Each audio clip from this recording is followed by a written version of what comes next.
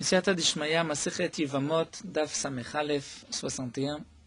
Nous commençons les derniers mots de Daf Samech Amud Bet. Là, nous allons continuer dans la Sugya du Kohen Gadol et des Kohanim. Quelles sont les femmes interdites au Kohen Gadol et les femmes interdites au Kohen Idiot. Et nous commencerons, Bezrat Hashem, la Sugya de Piria Verivia, de la mitzvah de procréer, qui se poursuivra sur quelques dapim. Nous aurons ensuite des dapim de Haggadah. Donc la Gemara, tout d'abord, continue avec Rabbi Shimon Bar Yochai. Nous avons vu une halakha de Rabbi Shimon Bar Yochai qu'une guillorette, c'est-à-dire une convertie qui s'est convertie avant l'âge de 3 ans et un jour, est permise à un Kohen d'après Rabbi Shimon Bar Yochai. Nous avons vu que la conclusion de la Gemara, c'est qu'elle est interdite à un Kohen.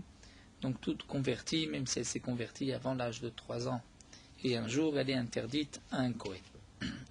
Il y a toute une marloquette rishonim, savoir est-ce que c'est seulement dans le cas où elle a eu une relation avant l'âge de 3 ans, ou même si elle n'a pas eu de relation, elle est interdite, puisque comme nous l'avons vu, elle a un statut de zona, elle fait partie de l'interdiction de la Torah, Isha zona vachalala, et donc elle est interdite à un Kohen. Ce que nous avons étudié, c'est d'après Rashi, que l'interdiction de la guillorette, même lorsqu'elle s'est convertie avant l'âge de 3 ans, c'est de peur qu'elle ait une relation avant l'âge de 3 ans, et comme la relation avec un non-juif va la rendre zona, c'est pour cela qu'elle est interdite. Nous allons continuer avec une autre halakha de Rabbi Shimon Bar Yochai que la Gemara reprend. Tanya vechen aya Rabbi Shimon Bar Yochai yomer. Ainsi Rabbi Shimon Bar Yochai disait: Kivre ovde kochavim enan metamim beorel. La tombe d'un non-juif ne va pas communiquer l'impureté beorel, c'est-à-dire lorsque c'est sous le même toit, sous la même tente. Puisque nous avons une halakha, lorsqu'il y a un mort dans une maison, tout ce qui se trouve dans cette maison est aussi impur. C'est la tumat oel. Il y a tumat maga lorsqu'on touche le mort, tumat massa lorsqu'on le porte, même si on ne le touche pas. Et il y a aussi tumat oel, c'est-à-dire lorsqu'on se trouve sous le même toit qu'un mort. Ici, Rabbi Shimon Bar Yochai nous enseigne que la tombe d'un non-juif, c'est-à-dire donc le kever, le corps d'un non-juif, ne va pas communiquer l'impureté be'oel lorsque on se trouve sous la même tente. Chez Neymar, comme c'est marqué dans le pasuk. Ve'aten tsoni tson mar'iti Adam atem. Akadosh Baruch Hu dit au Bnei Israël, et vous êtes mon troupeau. Adam atem, vous êtes Adam, appelé Adam. On va traduire, vous êtes appelé homme, Adam. C'est-à-dire, nous explique la Gemara, Atem kruim Adam, ven ovde krovim kruim Adam. C'est les Bnei Israël qui sont appelés Adam, mais les non-juifs ne sont pas appelés Adam. Et donc, puisque dans l'impureté de Oel, c'est marqué Adam qui amout Be'oel, c'est seulement celui qui fait partie du terme Adam qui va communiquer l'impureté Be'oel, donc un juif et pas un non-juif. C'est vrai que c'est une Gemara assez étonnante. Quelle est l'explication pourquoi un non-juif n'est pas appelé Adam? Il n'est pas appelé juif, Yehudi, il n'est pas Israël, mais pourquoi il ne serait pas appelé Adam? On rapporte une explication de Rav Meir Shapira, lui qui a institué le Daf Yomi, à l'époque du procès de Bélis, qui avait été accusé de crimes rituels, et les non-juifs en Russie avaient rapporté beaucoup de Gemarot pour montrer que les Bnei Israël se permettaient de tuer les non-juifs. Entre autres, ils avaient rapporté cette Gemara pour dire, voici c'est marqué que Atem Kruim Adam, le juif est appelé Adam et le non-juif n'est pas appelé Adam. Donc s'il n'est pas appelé Adam, c'est pour cela que les juifs peuvent se permettre de les tuer. Et le Rav Meir Shapira avait préparé donc certaines réponses à leurs accusations. Entre autres, il avait donné l'explication suivante de cette Gemara. Il y a plusieurs termes qu'on retrouve dans la Torah. Comment est nommé un homme? Adam, Gever, Ish. Et on retrouve à chaque fois un pluriel. Ish, Ishim, Gever, Gvarim. Mais Adam, on ne le retrouve pas au pluriel. C'est pas marqué Adamim ou Adam. C'est un thème qui ne se dit qu'au singulier. Donc le Rav Meir Shapira avait expliqué que le klal Israël, étant donné qu'il y a une unité dans le klal Israël, une ardout, une arvout l'un pour l'autre, et que d'ailleurs à propos de ce procès, il avait dit, voici que tous les juifs du monde entier se sont mobilisés pour prier, pour s'intéresser du cas de ce juif.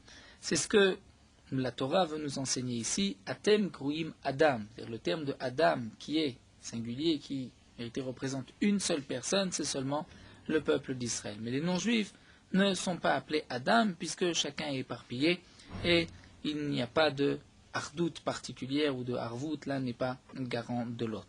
Et donc ici, la Torah, pour nous enseigner ce digne qu'un non-juif ne communique pas l'impureté Béoel, a choisi ce terme de Adam puisqu'il est propre qu'au peuple d'Israël. La Gemara continue métivée. Nous avons une objection puisque c'est marqué Venefesh Adam Shisha Asar Aleph. C'est marqué à propos de Midian, donc du butin, il y avait 16 000 personnes. Et les Midianim étaient des non-juifs et pourtant, c'est marqué dans le pasuk Venefesh Adam. Donc on voit que le non-juif est appelé Adam. La Gemara répond Mishum Behema. Puisque dans le pasuk il y a aussi le décompte de combien de bêtes ils avaient pris de Midian. Donc par rapport aux bêtes, puisque c'est marqué Behema aussi, donc là les non-juifs sont appelés Adam. C'est-à-dire c'est relatif à la Behema. Mais sinon, si dans le pasuk comme Adam qui amoud Beoel, puisque là-bas on ne parle pas de Behemoth, donc Adam c'est seulement un juif, le peuple d'Israël. La Gemara nous rapporte un autre pasuk à propos de Ninvé, dans Yona, où c'est marqué, donc la ville de Ninvé, Asher Yeshba Arbe Mishtem Esre Ribo Adam. Il y avait plus de 12 fois 10 000, c'est-à-dire de 120 000 hommes. Et là on retrouve aussi Adam, Asher Lo Yada Ben Yemino Lismolo. Il ne faisait pas la différence entre sa droite et sa gauche. Et dans le pasuk c'est marqué aussi Ubehema Rabba. Donc la question de la Gemara, voici un autre pasuk où les habitants de Ninvé étaient des non-juifs et pourtant c'est marqué Adam. Alors la Gemara répond la même réponse, Mishum Behema, puisque c'est marqué dans le pasuk aussi Behema Rabba. Donc puisqu'on emploie le terme de Behema, d'une bête, donc c'est pour cela que le non-juif là-bas est appelé Adam, par opposition à la Behema, à la bête. Alors la Gemara continue, nous rapporte un autre pasuk. C'est marqué à propos de ceux qui ont tué à Midian, Kol Horeg Nefesh, Vechol Nogea Bechalal Titrateu. Après la guerre de Midian, les Bnei Israël devaient, celui qui a tué, celui qui a touché un corps, devait se purifier avec les cendres de la vache rousse. Donc on voit que même lorsque le non-juif avait été tué, il communiquait une impureté. L'Agma répond, Dilma Iktil Chad mi Israël. Peut-être que là-bas, il y avait un juif qui avait été tué, et donc on l'avait peut-être touché, et c'est pour cela qu'il fallait se purifier. Verabanan, et les Chachamim qui ne sont pas d'accord avec Rabbi Shimon Bar Yochai, eux considèrent que, puisque c'est marqué dans le pasuk Lonifkad Mimenu Ish, c'est-à-dire que les Bnei Israël ont été comptés, il ne manquait personne, donc on voit qu'il n'y a pas un seul juif qui est mort. Donc ce qui est marqué dans le pasuk, c'est à propos des non-juifs. Donc on voit que les non-juifs communiquent l'impureté d'après les Chachamim. Et Rabbi Shimon ben Yochai reprend et dit non, l'onifkad minu ish le'avera. C'est-à-dire il n'y avait aucun des Bnei Israël qui avait fauté. Mais peut-être qu'il y avait un Ben Israël qui était décédé. Ravina Amar, Ravina va donner une autre réponse. Il va dire qu'en vérité, Rabbi Shimon Bar Yochai a raison, que Atem Kruim Adam et que le non-juif ne communique pas l'impureté Be'oel. C'est vrai que nous avons posé une question à propos de ceux qui avaient été tués à Midian, que l'Oregnefesh Vechol Nogea Bechalal. Alors Ravina répond, ce que Rabbi Shimon Bar Yochai nous a enseigné qu'il n'y a pas d'impureté Be'oel, c'est seulement Be'oel. C'est-à-dire il y a plusieurs impuretés, comme nous l'avons dit, il y a Maga, lorsqu'on touche, lorsqu'on porte, Maga ou Massa. Pour ces deux impuretés, le non-juif communique une impureté. Si on touche un non-juif mort, on deviendra impur. Mais si on se trouve sous le même toit qu'un non-juif mort, donc Tumat Oel, là, la Torah les a exclus, et donc il n'y a pas d'impureté. C'est ce que répond Ravina. Ravina Amar, Neidemati Nukra Mitmouye Be'oel, bien que le Pasuk les a exclus de l'impureté Be'oel, dirtiv Adam qui amoud Be'oel, comme c'est marqué dans le Pasuk, un homme qui meurt Be'oel dans la tente, donc Adam, c'est seulement le Ben Israël et pas le non-juif, mais Maga ou Massa, Mimati Nukra, est-ce que de Maga ou Massa, la Torah les a exclus, c'est-à-dire l'impureté au contact, ou si on les a portés, là, la Torah ne les a pas exclus, et donc on comprend le pasuk Kolor et Gnefesh Vechol Nogea Bechalal Titrateo, les Ben Israël devaient se purifier s'ils avaient tué, s'ils avaient touché un non-juif mort. La Gemara continue, nous reprenons notre sougya du Kohen Gadol. La Mishnah nous enseigne Ires et Almana. Un Kohen, avant de devenir Kohen Gadol, Ires et Almana. Il a donné des kiddushin, il s'est fiancé avec une Almana, une veuve, donc il avait le droit en tant que simple Kohen. Venit Manel Yot Kohen Gadol. Et ensuite, il a été désigné pour être Kohen Gadol. Yichnos, il a le droit de l'épouser, étant donné que au moment où il lui a donné des kiddushin, il était un simple Kohen. Un Kohen idiot, il avait le droit d'épouser une Almana, il a le droit par la suite de se marier avec elle. Uma c'est Yehoshua ben Gamla, et là Mishnah nous rapporte le cas, l'histoire de Yehoshua ben Gamla, chez Kidesh et Martha bat Baitos, qui avait donné des kiddushin à Martha bat Baitos, qui était une veuve, ou Menaou, à Melech liot Kohen Gadol. Et le roi l'a désigné comme Kohen Gadol, Vekansa, et il a épousé sa femme, il a épousé Martha bat Baitos. Donc l'Agma nous rapporte un cas où on voit que aussi un Kohen Gadol avait donné des kiddushin avant de devenir Kohen Gadol, et ensuite il l'a épousé. Shomeret Yabam, un autre cas, Shomeret Yabam shenafna lifne Kohen Ediot, c'est-à-dire le frère d'un Kohen Ediot, d'un simple Kohen, est mort, donc sa femme attendait le Yiboum, Venit Manaliot Kohen Gadol, et le frère, donc on va dire Réhouven est mort, Shimon devait faire le Yiboum, et Shimon entre-temps est devenu Kohen Gadol, Afalpisha Saba Mahamar Rezelo Ichnos, même si avant de devenir Kohen Gadol, il avait donné des kiddushin, le Mahamar, les kiddushin Midirabanan Rezelo Ichnos, il ne pourra pas l'épouser. Il y a une différence entre une veuve à qui il a donné des kiddushin ou une Shomeret Yabam, celle qui attendait le Yiboum, à qui il a donné des kiddushin, comme nous le verrons dans la Gemara. Donc la Gemara nous rapporte une braïta, Tanu Rabbanan, Milaim Shimerest Almana Vitman Liot Kohen Gadol Sheichnos. D'où est-ce qu'on sait que si un Kohen a donné des kiddushin à une veuve et qu'ensuite il a été nommé Kohen Gadol, qu'il pourra se marier avec elle? Talmud Lomar, c'est marqué dans le pasuk Yikar Isha, c'est-à-dire dans le pasuk, la Torah nous dit Ki im betula me'amav Yikar Isha. Donc bien sûr, il s'agit d'une almana, d'une veuve qui était betula, qui était vierge. Donc Ki im betula me'amav Yikar Isha, Ki im betula me'amav Yikar. Pourquoi Yikar Isha il prendra comme femme? C'est pour nous dire qu'il y a aussi une femme, un cas où la Torah nous permet où la Torah permet au Kohen Gadol d'épouser celle à qui il a donné des kiddushin. Il s'agit de qui? De la almana. Demande l'agma Yahi Shomeret Yabam Name. Si c'est ainsi, on n'a qu'à dire de même pour la Shomeret Yabam. Si un Kohen idiot avait la mitzvah de faire Yiboum, ou il avait même donné des kiddushin Midei Rabbanan, et qu'ensuite il a été désigné Kohen Gadol, peut-être qu'il pourrait épouser sa Yebama. Alors l'Agma nous dit non, puisque c'est marqué Isha, une femme, c'est-à-dire Isha velo Yebama et pas la Yebama. Pour la Yebama, c'est différent, on ne lui permet pas d'épouser sa Yebama. L'Agma continue Maaseh Be'Yehoshua. Dans la Mishnah, nous avons rapporté le cas de Yehoshua ben Gamla, qui avait donné des kiddushin à Martha bat Baitos, et ensuite le roi l'avait désigné Kohen Gadol et il a pu l'épouser. La Gemara soulève le terme Umenaou Amelech liot Kohen Gadol. Juste avant, c'est marqué Venit Mané liot Kohen Gadol. Donc si un Kohen a été désigné Nitmané d'être Kohen Gadol, et là c'est marqué Umenaou Amelech, le roi l'a désigné. Alors la Gemara veut nous dire Minaou in Nitmanelo. À propos de Yehoshua ben Gamla, ce n'est pas marqué que Nitmané il a été désigné Kohen Gadol, mais Menaou, le roi, l'a désigné Kohen Gadol. C'est-à-dire, nous explique Rashi, que le terme Minaou signifie que c'est le roi qui a décidé de le désigner Kohen Gadol, mais en vérité, il n'était pas apte à devenir Kohen Gadol. Ses frères, le Sanhedrin, ses frères Kohanim et le Sanhedrin ne voulaient pas le nommer Kohen Gadol. Et pourtant, le roi l'a désigné Kohen Gadol. Pourquoi? Amar Rav Yosef nous dit Katir Kachazina Acha. Katir, c'est-à-dire un nœud.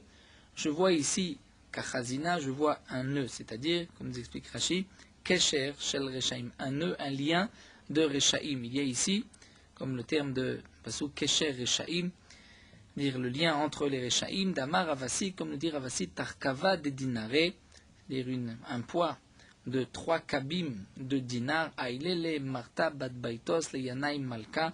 Martha bat Baitos avait donné à Yanaï le roi, Ad Demukelel Yehoshua ben Gamla bekane Ravreve, pour qu'il nomme Yehoshua ben Gamla comme Kohen Gadol. Donc on voit qu'il ne méritait pas d'être Kohen Gadol, mais c'était sa femme, Martha Bat Baitos, qui avait donné de l'argent à Yanaï pour que Yanaï puisse le désigner comme Kohen Gadol. Donc il y avait à l'époque du deuxième Beth Amikdash beaucoup de Kohanim Gdolim qui ne méritaient pas d'être Kohanim. D'ailleurs, la Gemara dans Yoma nous dit que pendant 300 ans, près de 300 ans, il y a eu plus de 300 Kohanim Gdolim.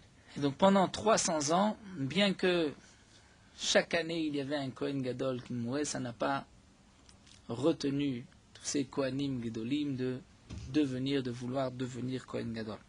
Il y avait que l'honneur de devenir Kohen Gadol valait la peine de mourir la même année, puisque c'est pas une année, deux, trois, c'est pas un Kohen, c'est pendant 300 ans, près de 300 ans, où un Kohen après l'autre mourait.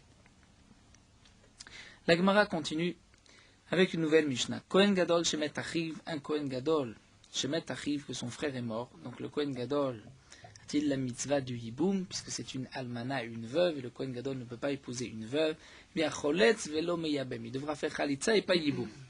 La Gemara nous dit qu'à Pasik Vetane, donc dans la Mishnah, c'est marqué que dans tous les cas, il devra faire Chalitza et pas Yiboum. Donc ça voudrait dire Loshana mina Hirosim, Loshana mina Nisuim. Dans tous les cas, lorsque le frère est mort, il devra faire Chalitza et pas Yiboum. Et donc ça ne change pas si son frère avait juste donné des kiddushin à sa femme avant de mourir ou s'il l'avait même épousée. Et donc la Gemara va poser une question. Bish lama minanisuim, encore minanisuim. Dire si Rouven s'était marié, donc il y avait eu même un mariage, pas seulement les kiddushin. Et donc après le mariage, elle n'était déjà plus Betula. Et que le Kohen Gadol a une mitzvah, un commandement positif d'épouser une Betula, et un commandement négatif, une interdiction d'épouser une veuve. Donc je comprends que si son frère était marié, il n'a pas le droit d'accomplir la mitzvah de Yiboum. Pourquoi? Parce qu'il y a un assez, elle n'est plus Betula, elle n'est plus vierge, Velota assez, elle est veuve, et nous avons une règle, comme nous avons vu au début de la Masechet, Ven assez, Dochelota assez, Ve assez. Et donc le assez de Yiboum ne peut pas repousser un lota assez et un assez. Bien que dans la Torah nous savons qu'un assez, un commandement positif peut, dans certaines conditions, repousser un lota assez, un commandement négatif, mais étant donné que là il y a un commandement positif contre un commandement négatif, mais aussi un commandement positif, si elle n'est plus Betula, donc je comprends pourquoi on ne permet pas au Kohen Gadol de faire le Yiboum. Elle a Minaïroussin, mais dans le cas où le frère du Kohen Gadol avait juste donné des kiddushin à sa femme, et qu'ensuite il est mort. Donc la seule interdiction maintenant, c'est Almana, parce qu'elle est veuve, mais elle est toujours Betula, elle est toujours vierge. Donc si c'est ainsi, on devrait faire intervenir le principe de Yavo Assez, Veitret, Lota Assez, que le Assez d'accomplir la mitzvah du Yiboum va repousser le Lota Assez de la Almana. L'Agma répond Gzera Bia Rishona tu Bia Shinia. C'est vrai que théoriquement on aurait pu appliquer la règle de Assez, Dochel Lota Assez, mais ceci n'est valable que pour la première Bia. Puisque la première Bia, si le Kohen Gadol accomplit la mitzvah du Yiboum pour le premier acte, la première relation, là, il accomplit une mitzvah Assez, et donc il a le droit de repousser l'interdiction de Almana, le Lota Assez. Mais la deuxième Bia, c'est sûr que là le Kohen Gadol ne pourra pas avoir une deuxième relation, il ne pourra pas vivre avec elle, étant donné que pour la deuxième Bia, il n'accomplit plus la mitzvah du Yiboum. La mitzvah du Yiboum, c'est la première Bia. Et donc la deuxième Bia, c'est sûr que là le Kohen Gadol n'a pas le droit. Donc on va dire au Kohen Gadol, juste une Bia, pas la deuxième, on va faire une Gzera, même la première à cause de la seconde. Et donc c'est pour cela que dans tous les cas, le Kohen Gadol ne pourra pas faire Yiboum, il ne fera que Chalitza. Un autre din que la Mishnah nous enseigne, et nous allons commencer le din, entre autres, de Peria Verivia. Kohen Ediot lo issa Ailonit. Un Kohen Ediot, un simple Kohen, n'a pas le droit d'épouser une Ailonit. L'Ailonite, nous le verrons par la suite, c'est une femme qui n'a pas les signes de la puberté. Donc on sait qu'elle est Ailonite, qu'elle ne peut pas avoir d'enfant. Le Kohen Ediot n'a pas le droit de l'épouser. Elaimken yeshlo isha ubanim. Sauf s'il a déjà une femme et des enfants. Tosfot Yom Tov explique une femme ou des enfants. C'est-à-dire, étant donné qu'il ne pourra pas accomplir la mitzvah de Piria Verivia avec l'Ailonite, il ne peut l'épouser que s'il a déjà une femme avec laquelle il peut avoir des enfants, ou bien s'il a déjà eu des enfants et qu'il a déjà accompli la mitzvah de Piria Verivia. Nous verrons dans la Gemara qu'en vérité, c'est pas seulement un Kohen idiot, mais tout homme qui a une obligation de Piria Verivia n'a pas le droit d'épouser une Aïlonite s'il n'a pas eu déjà des enfants ou s'il n'a pas la possibilité par ailleurs d'accomplir la mitzvah de Piria Verivia. Rabbi Yehuda Omer, Rabbi Yehuda dit que Rabbi Yehuda lui pense que même s'il a déjà une femme avec qui il peut avoir des enfants, ou il a déjà des enfants, il ne pourra pas épouser une Aïlonite, le Kohen. Pourquoi? Parce que l'Aïlonite est appelée c'est la Zona Amura Batora. Comme nous le verrons, la Gemara le rapporte, l'explique d'un pasouk, étant donné qu'elle ne peut pas avoir d'enfants, donc elle est considérée comme une Zona, c'est-à-dire elle prend le terme de Zona de la Torah. Donc, comme nous l'avons déjà vu, le terme de zona qu'on traduit par prostituée n'est pas tout à fait exact à propos des Kohanim. Il y a une définition très précise. Qu'est-ce qui est une zona? Donc d'après Rabbi Yehuda, même la Ilonite est appelée zona. Et donc le Kohen ne pourra pas l'épouser, même s'il a déjà des enfants. Les Chachamim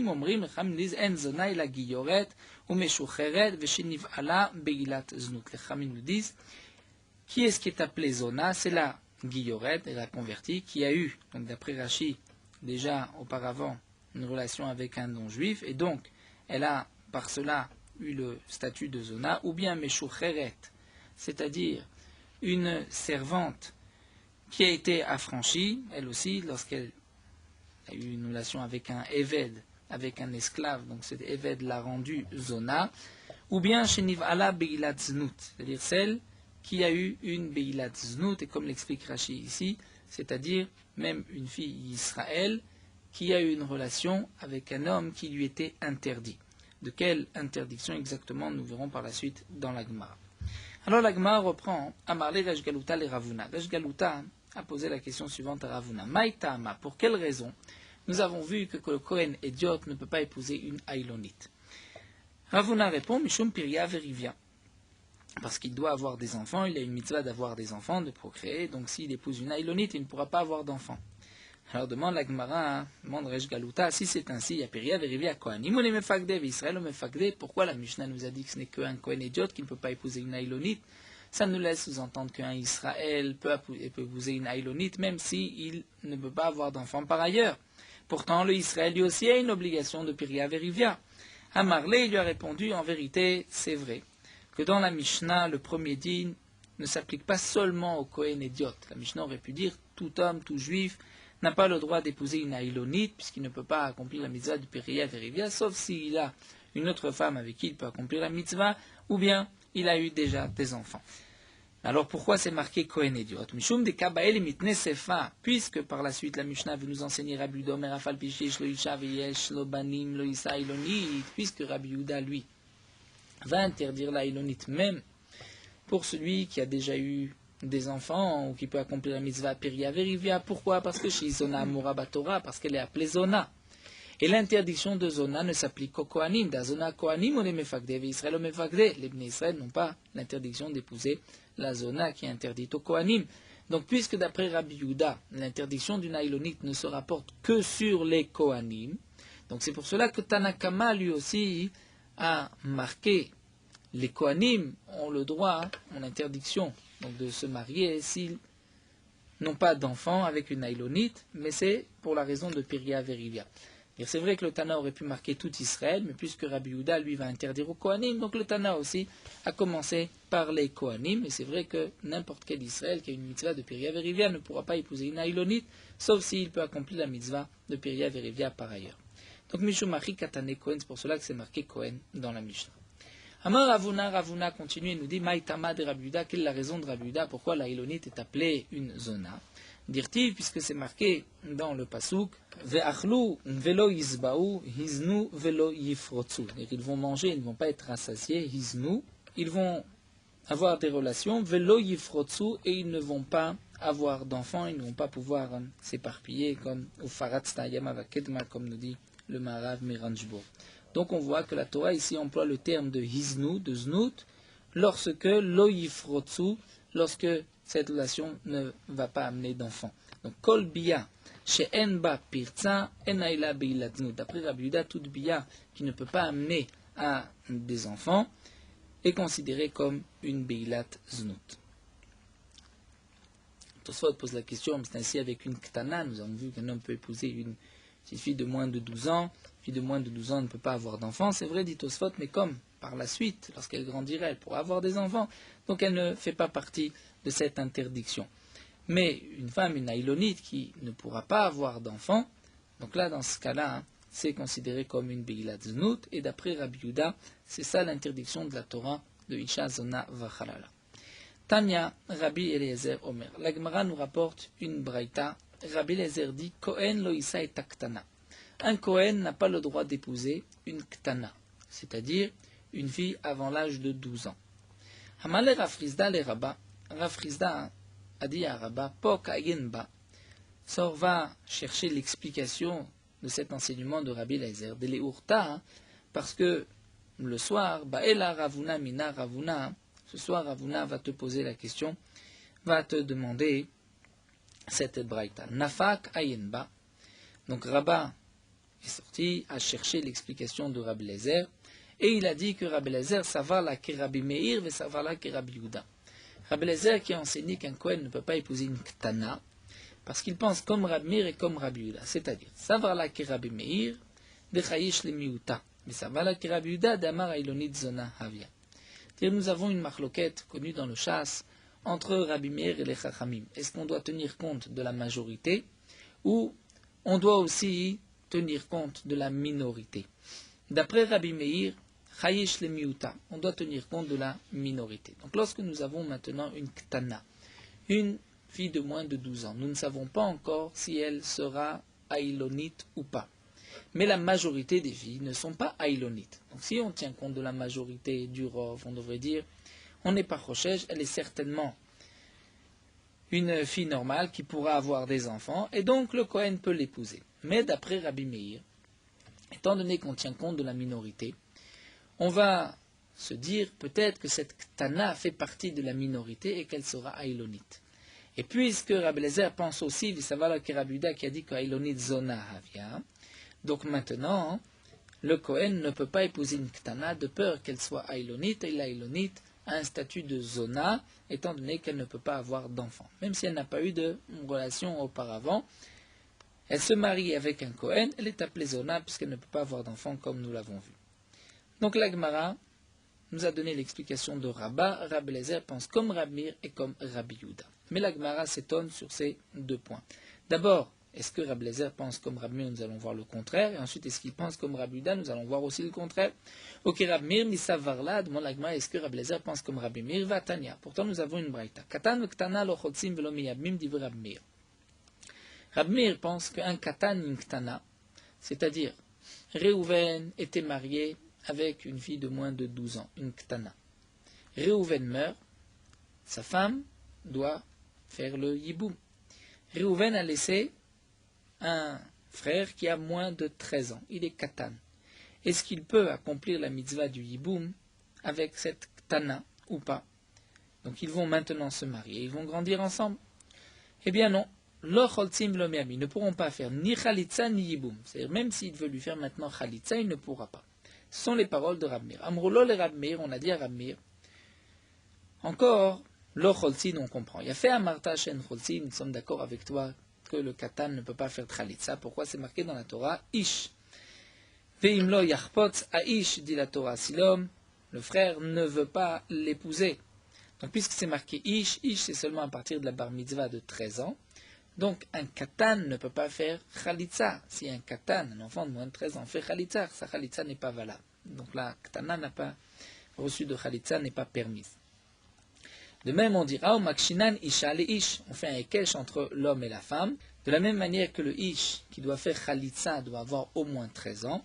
Donc la isha qui va recevoir la chalitza doit avoir au moins 12 ans. Et donc c'est pour cela que katan ou ktana ne feront pas de chalitza. Lorsque c'est marqué katan ou ktana, comme le précise Rashi, ça peut être aussi un katan avec une gdola ou un gadol avec une ktana. Donc dans tous les cas, katan avec ktana, katan avec une gdola ou gadol avec une ktana, on ne peut pas faire de chalitza. Ça, les chachamim sont d'accord avec Rabbi Meir. Et là, demande la Gemara, demande les chachamim. À Rabbi Meir, maïta ma'en meyabmim, pourquoi tu ne permets pas à un katan de faire yiboum à une ktana? Pourquoi la ktana, elle ne peut pas faire yiboum? Amarle, il lui a répondu, katan shema imtsa seris. le katan ne peut pas faire yiboum.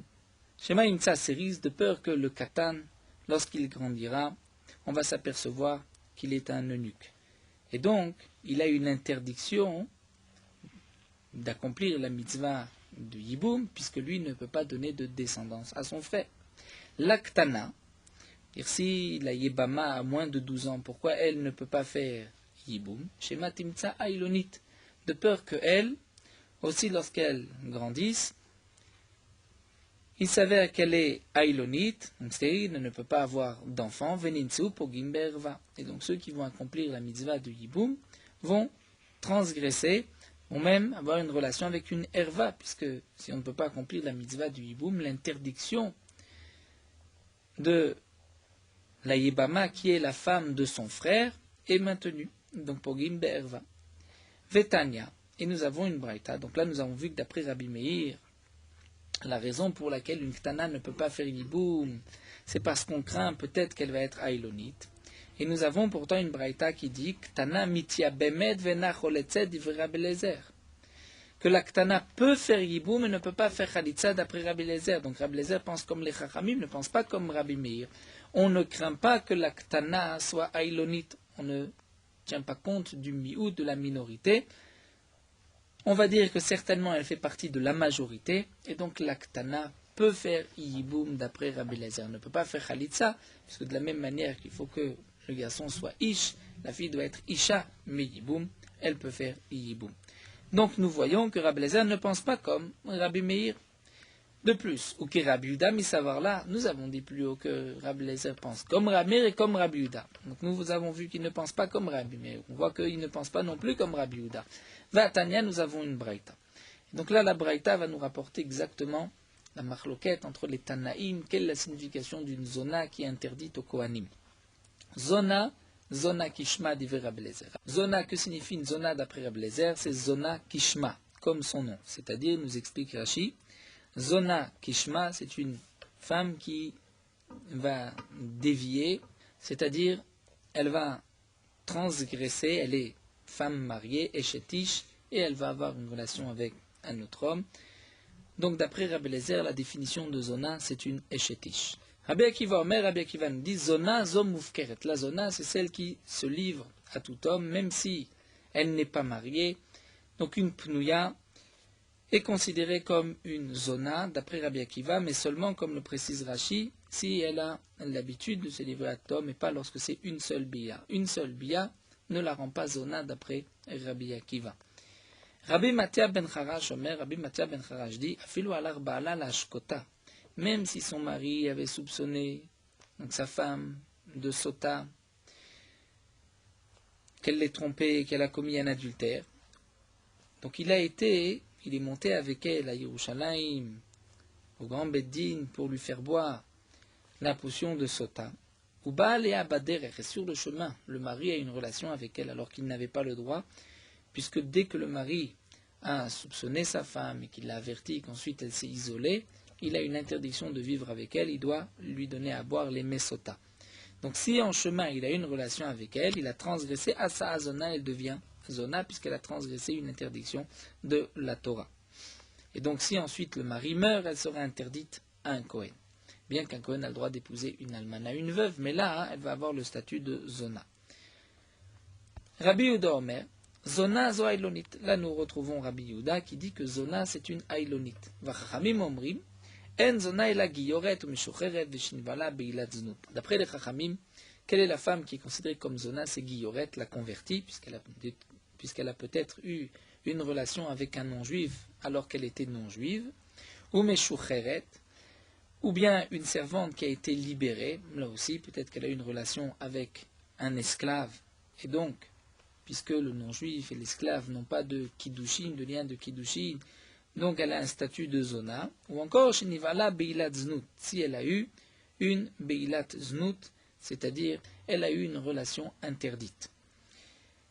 Rabbi Eliezer Omer, panouy abba ala pnouya shelo leshem mishut asa'a zona. Rabbi Eliezer dit qu'un panouy, même un célibataire qui a une relation avec une femme célibataire, mais shelo leshem mishut, ce n'est pas dans l'esprit de mariage, asa'a zona, il l'a rendu zona. Si par la bia, il lui a donné des kiddushin, la bia c'est des kiddushin, dans ce cas-là, elle n'est pas zona, mais sinon, elle est considérée comme zona d'après Rabbi Eliezer. Donc nous voyons que Rabbi Eliezer ici a une autre définition de zona, pas comme Rabbi Yehuda qui a dit que zona zaïlonit. Donc c'est la deuxième question de la Gemara. Nous voyons que Rabbi Eliezer ne pense pas comme Rabbi Yehuda. Juste pour reprendre l'interdiction d'une zona à un Kohen, donc c'est vrai que là nous avons toute une marloquette Tanaïm. La halakha est fixée comme les Chachamim, que la zona c'est la guillorette, la meshucheret, et comme nous l'avons vu dans la soulia précédente, même une guillorette, donc même une convertie, qui s'est convertie avant l'âge de 3 ans, va aussi être interdite à un Kohen.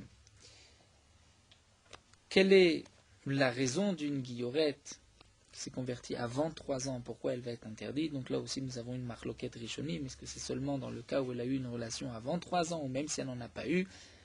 Et nous avons une autre marloquette rishonim à propos de Nivala Beilat Znut. Ici Rashi nous explique que signifie Beilat Znut, c'est-à-dire lorsqu'une femme a transgressé une des interdictions de la Torah de Harayot, c'est-à-dire tout inceste, une interdiction de la Torah punie par karet ou par mita bedin, mita bede shamaim, lorsqu'il y a donc une peine de mort, ou encore nous dit Rashi ici, bat Israël le natin ou mamzer. C'est une bat Israël qui s'est mariée avec un natin, qui était donc le peuple des Givonim, ou un mamzer. C'est une interdiction de la Torah, c'est vrai qu'il n'y a pas de punition de karet, mais elle est considérée comme zona. Sur cela, nous avons donc une marloquette rishonim. Est-ce que, lorsqu'une femme transgresse une interdiction de la Torah, un lave, qui n'est pas puni par karet, est-ce qu'elle devient zona ou pas? Donc d'après certains rishonim, elle est zona seulement s'il y a karet et mita, mais s'il n'y a pas de mita, c'est un simple lave, elle n'est pas zona. D'après d'autres rishonim, elle est aussi considérée comme zona. Donc on continue, la Gemara va essayer d'expliquer Rabbi Eliezer. Nous avons vu que d'après Rabbi Eliezer, un Kohen ne peut pas épouser une ktana. Pourquoi ne peut-il pas épouser une ktana, une fille de moins de 12 ans? Donc on avait essayé de dire d'après Rabbi Meir et Rabbi Yehuda, mais nous avons vu que Rabbi Eliezer ne pense pas ni comme Rabbi Meir ni comme Rabbi Yehuda. Et là, Ravada Barava, donc Ravada Barava reprend et nous dit, haha ici, on parle de Kohen Gadol. Ce que nous a dit Rabbi Eliezer, qu'un Kohen ne peut pas épouser une ktana, il s'agit en vérité d'un Kohen Gadol Askinan. Pourquoi il ne peut pas épouser une petite fille de moins de 12 ans? Parce que les Emat Kanela, quand est-ce qu'il va l'acquérir? Avant l'âge de 12 ans, il ne peut pas lui donner des kiddushin. Donc c'est seulement l'Echigadla, lorsqu'elle va grandir, qu'elle deviendra sa femme. Mais lorsqu'elle va grandir, Beoulaï, elle est déjà Beoula, puisqu'il s'est marié avec elle avant. Donc au moment où elle grandit, elle n'est déjà plus Betula. Et le Kohen Gadol doit épouser une Betula. Et même sa propre Beoula lui est interdite. Amar Rava, mais Rava dit Mechli Lev, c'est-à-dire nous explique Rashi Mibeli Lev. C'est-à-dire là, il n'y a pas de cœur, on ne comprend pas ce que tu dis. Pourquoi? Si cette fille de moins de 12 ans a reçu des kiddushin par l'intermédiaire de son père, c'est-à-dire que le Kohen Gadol a donné au père de cette fille des kiddushin pour se marier avec la fille de moins de 12 ans, eh bien, mais Aïcha Ataou de Kanela, c'est dès le moment où il a donné des kiddushin qu'elle est sa femme, puisque nous avons une halakha qu'un homme peut marier sa fille avant l'âge de 12 ans, lorsqu'il reçoit des kiddushin, il y a un mariage minatora. Vide Kachan Nafsha, ici c'est elle-même qui s'est mariée à Rabbi Eliezer velo Rabanan. Pourtant ici c'est Rabbi Eliezer et ce n'est pas les Chachamim, c'est-à-dire, nous explique Rashi, si le problème ici c'est parce que elle-même elle a reçu ses kiddushin et donc elle n'était pas mariée, elle ne se mariera que lorsqu'elle grandira. Et donc, entre-temps, elle n'est plus Betula, elle n'est plus vierge. Et c'est ça le problème. C'est ainsi même les Chachamim sont d'accord. Donc, pourquoi c'est enseigné dans la Braïta, Rabbi Eliezer, Omer, comme si les Chachamim n'étaient pas d'accord sur ce point-là. Les Chachamim sont aussi d'accord. Et là, Rava, alors Rava nous dit, le Olam be Kohen idiot. En vérité, il s'agit d'un Kohen idiot. On reprend. C'est un Kohen idiot qui n'a pas le droit de se marier avec une Ktana. Pourquoi? Parce qu'on craint que si un Kohen se marie avec une fille de 12 ans, elle risque d'être séduite par un autre homme et d'avoir une relation interdite avec un autre homme. Et donc de tromper son mari Kohen. Demande l'Agma Yachi Israël Namé, c'est ainsi on devrait dire aussi qu'un Israël n'a pas le droit de se marier avec une fille de moins de 12 ans. C'est vrai qu'aujourd'hui, de manière, ce ne sont pas des cas très pratiques, mais à l'époque, il y avait des mariages même avant l'âge de 12 ans.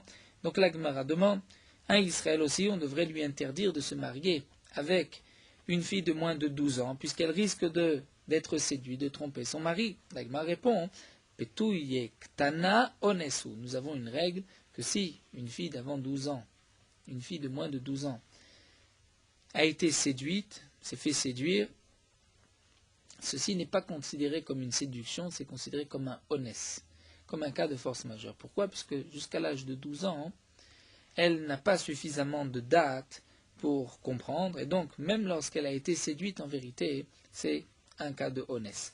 Et un cas de onès, Israël Mishrecharé, si son mari est un Israël, et que sa femme s'est fait violer, elle ne lui est pas interdite. Donc même une ktana, si elle s'est fait séduire, c'est comme si c'est une de là qui s'est fait violer, et elle est permise au Israël. Mais un Kohen, comme nous l'avons déjà vu, si sa femme se fait violer, elle lui est interdite. Donc la ktana, elle risque de se faire séduire, et donc elle a au moins le statut de onès, et pour l'un Kohen, elle est interdite. Ça, c'est donc une explication que nous donne ici Rava. Rav Papa nous dit, Kohen Gadol. On reprend. Qu'en vérité, ce que nous a dit Rablezer, un Kohen ne peut pas épouser une Ktana, il s'agit d'un Kohen Gadol. Et pour quelle raison? Vaïtanahu de Tanya. Et c'est ce Tana que nous allons voir dans la Braïta de Tanya, qui lui pense que le Kohen Gadol ne peut pas épouser ni une Ktana ni une Bogeret. Il ne peut épouser une vie que une Nahara entre 12 ans et 12 ans et demi. Puisque c'est marqué dans la Braïta, le Kohen Gadol doit épouser une Betula, Yachol Ktana, est-ce qu'on peut dire aussi une Ktana de moins de 12 ans? Talmud Lomar Isha. Dans la Torah, nous dit Ki Betula Me'ama Vikar Isha. Donc il faut qu'elle soit femme. Isha Yachol Bogeret, est-ce que ça veut dire même 12 ans et demi? Talmud Lomar Betula. Non, c'est marqué Betula. Et nous avons vu qu'une Bogeret n'a plus tous ses Betulim après 12 ans et demi. Haketzad. Donc comment expliquer? Yatzam Michlal Katnud Vikal Bagrut Lobata. C'est seulement une fille qui est sortie de Katnout, qui a plus de 12 ans, mais qui n'est pas encore arrivée à l'âge de Bagrout de 12 ans et demi, c'est la Nahara qui est permise au Kohen. C'est la Nahara qui est permise au Kohen Gadol. Donc c'est pour cela que Rabbi Eliezer nous dit qu'un Kohen Gadol ne peut pas épouser une Ktana. Rav Nachman bar Yitzchak Amar, Rav Nachman bar Yitzchak rapporte un autre Tana, Tanaoud et Tania Betula. En Betula et la Nahara, nous avons une autre Braïta qui dit Betula. Que signifie une Betula? C'est une Nahara de 12 ans jusqu'à 12 ans et demi, comme c'est marqué dans le Pasuk, Ve'anahara Tovat Mare Meod. À propos de Rivka, c'est marqué que la Nahara, Tovat Mare Meod, était très belle, Betula. C'est marqué dans le Pasuk que la Nahara était Betula.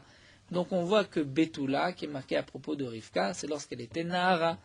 Donc, quelle est la femme que le Kohen Gadol peut épouser? La Betula, c'est seulement une Nahara. C'est vrai que Tosfot pose la question, nous connaissons tous le Midrash qui est marqué dans Seder Olam, que Rivka avait à cette époque-là que 3 ans. Donc elle n'était pas Nahara. Donc Tosfot rapporte des tas de Midrashim, cas de calcul. Tosfot dit qu'il y a des Midrashot Chalukim et Alzis. Nous avons différents avis. D'après certains, elle avait même 14 ans, donc nous avons 3 ans, 14 ans, ou comme dit la Braïta ici, la Nahara, donc elle avait entre 12 ans et 12 ans et demi.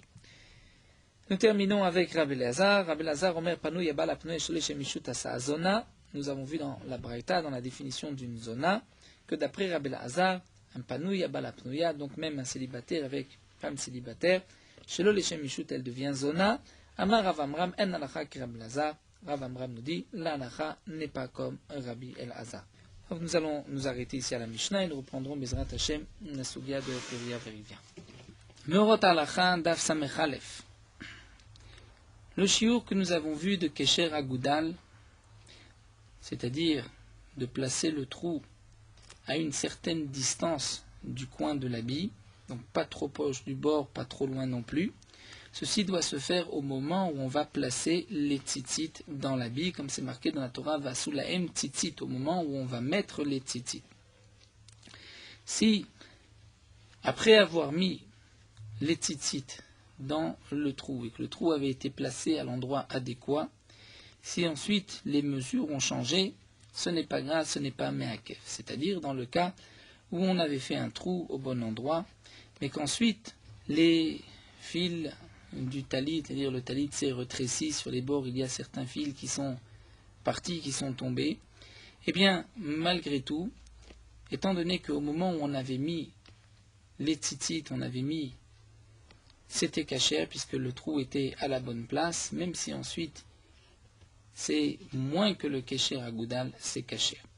De même, si après avoir mis les tzitzit, le trou où se trouvaient les tzitzit s'est élargi, donc il s'est déchiré vers le bas, que maintenant les tzitzit sont à moins du Melo Kesher Agoudal, ça reste quand même kasher, puisque la siya des tzitzit s'est faite comme il se devait au moment où on a mis les tzitzit, le trou était à la bonne place.